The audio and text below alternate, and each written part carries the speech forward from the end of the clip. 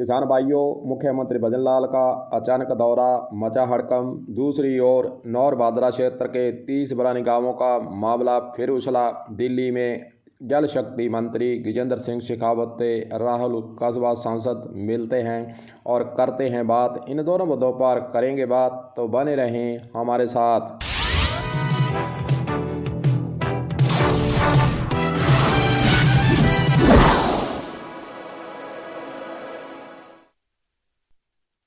चलो फिर किसान भाइयों, पहले नौहर भादरा के 30 पुराने गांवों की कर लेते हैं बात। जल शक्ति मंत्री गजेंद्र सिंह शेखावत से एक प्रतिनिधि मंडल राहुल कस्बा के नेतृत्व में दिल्ली के अंदर मुलाकात होती है। उसके बाद फिर 30 पुराने गांवों के अंदर पानी पहुंचाने के लिए फिर उठती है बात। पहले भी बातें उठी। कांग्रेस राज के अंदर पूर्व विधायक बलवान पूनिया ने एक बैठक के अंदर पूर्व जिलाध्यक्ष बलबीर बिश्नोई से कटाक्ष भी कसा था कि आपको न्योता देंगे, पानी लाकर रहेंगे, आपको दिखाएंगे, हम काम करते हैं और वादा कर कर हम नहीं भूलते हैं। लेकिन 30 पुराने गांवों पर सिर्फ कागजों के अंदर बातें हुई। डीपीआर जरूर बनी, लेकिन उससे आगे बात नहीं बढ़ी। कांग्रेस राज चले गया और पूर्व विधायक बलवान पूनिया भी चुनाव हार गए। उसके बाद न्योता जो बलबीर बिश्नोई को मिलना था वह कागजों में ही, बातों में ही उलझ कर रह गया।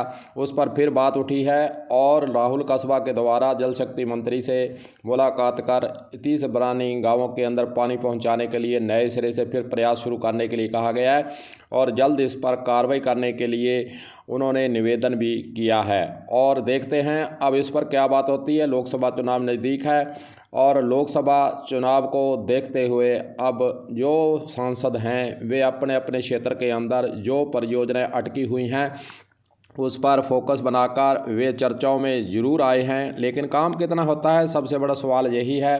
लोकसभा चुनाव के अंदर अब वक्त कम है और समय की जो रफ्तार है वह बढ़ती जा रही है, लेकिन काम करने का जो रफ्तार है वह कितनी बढ़ती है जो सबसे महत्वपूर्ण है। उसी पर डिपेंड करता है कि कोई जो परियोजना अटकी हुई है वे लोकसभा चुनाव से पहले उसका काम शुरू होता है या नहीं। यह तमाम बातें ऐसी हैं जो देखने वाली हैं।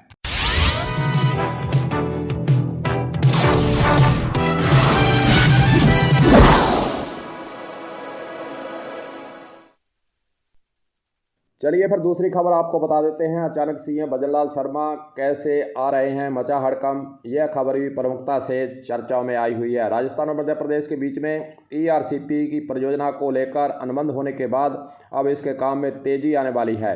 प्रदेश के मुख्यमंत्री भजन लाल शर्मा कोटा जा रहे हैं। यहाँ इटावा उपखंड के बन रहे परियोजना के पहले बांध नोनेरा का वे जायजा लेंगे। इसीलिए प्रशासन के द्वारा वहाँ एक बार हड़कंप मचा कि अचानक शुक्रवार शाम को भजन लाल का कार्यक्रम मिलता है और उसके बाद फिर आनन फानन में अधिकारी भागते हैं, कोटा की तरफ दौड़ते हैं और वहां पर फिर जायजा लेते हैं। राजस्थान और मध्य प्रदेश के बीच में ईआरसीपी परियोजना को लेकर अनुबंध होने के बाद अब उसके काम में तेजी आने वाली है। प्रदेश के मुख्यमंत्री भजन लाल शर्मा कोटा में आएंगे, यह खबर छपी है। जहां इटावा उपखंड में बन रहे परियोजना में पहले बांध नोनेरा का लेंगे जायजा।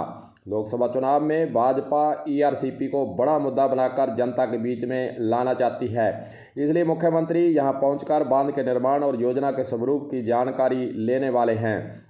सीएमओ ने शुक्रवार सुबह ही सीएम कोटा आने के कार्यक्रम की प्रशासन को सूचना दे दी थी। इसके तहत प्रशासनिक अमला सक्रिय हो गया। सौभाग्यायुक्त प्रतिभा सिंह, जिला कलेक्टर डॉक्टर रविंद्र गोस्वामी अधिकारियों की टीम के साथ कोटा के अंदर पहुंचते हैं और उस स्थान पर पहुंचते हैं। एयरपोर्ट को चेक करते हैं, तैयारियों का जायजा लेते हैं और इटावा उपखंड में बन रहे नोनेरा बांध भी पहुंचकर वहां का भी व्यवस्था का जायजा लेते हैं।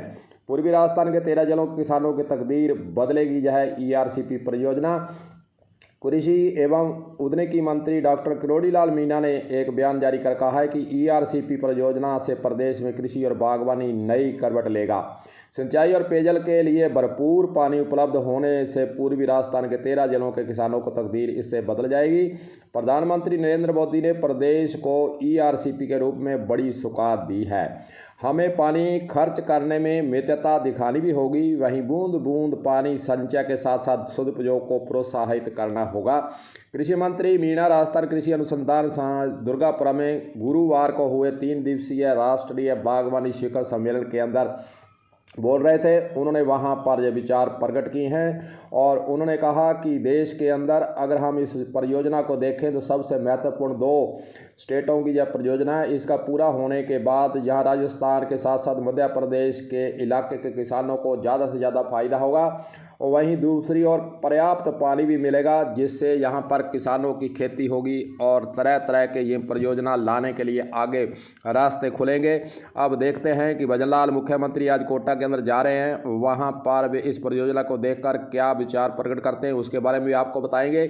लेकिन ERCP जो परियोजना है इसको लेकर भजनलाल सरकार सक्रिय दिखाई दे रही है और जल्द इसको लोकसभा चुनाव से पहले इसका उद्घाटन कराने के प्रयास में है। देखते हैं आगे किस प्रकार इस परियोजना पर तेजी से काम होने का समाचार आगे मिलता है। कलम न्यूज के लिए गुरुदेव सिंह सैनी की हनुमानगढ़ से रिपोर्ट।